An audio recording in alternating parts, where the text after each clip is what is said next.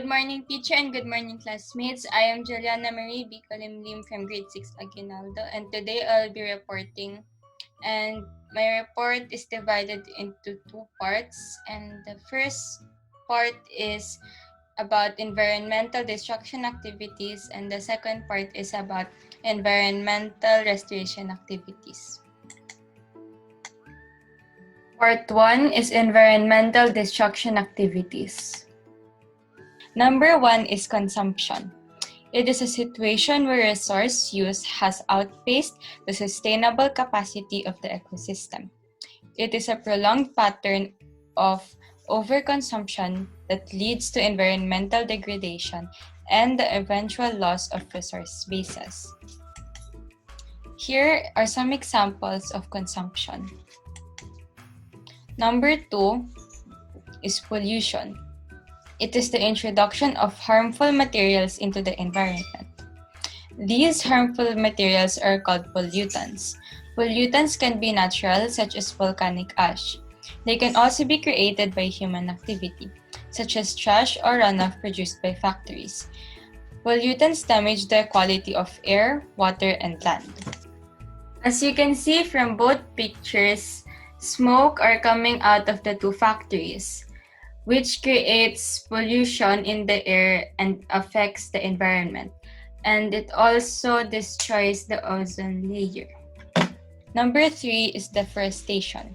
It refers to the decrease in forest areas across the world that are lost for other uses such as agricultural croplands, urbanization, or mining activities. You can see in this picture that trees are cut down because of illegal logging. There's a possibility that if there's a heavy rainfall, there will be soil erosion. Part 2 is environmental restoration activities. Erosion control. It is the practice of preventing or controlling wind or water erosion in agriculture, land development, coastal areas, riverbanks, and construction. Daylighting rivers or streams. It is the process of removing obstructions such as concrete or pavement, which are covering a river, creek, or drainage way and restoring them to their previous condition. Number 3 is reforestation. It is the process of replanting an area with trees. It can be used to undo and rectify the effects of deforestation and improve the equality of human life by absorbing pollution and dust from the air, rebuilding natural habitats and ecosystems.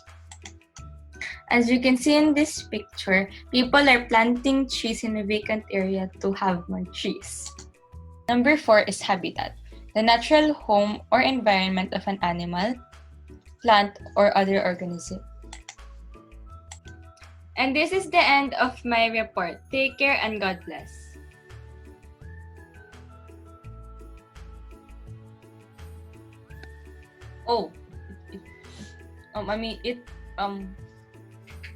Should I stop? Good morning, teacher. Good morning, teacher, and I started it already. Good morning, teacher, and good morning, classmates. Today I'll be preparing for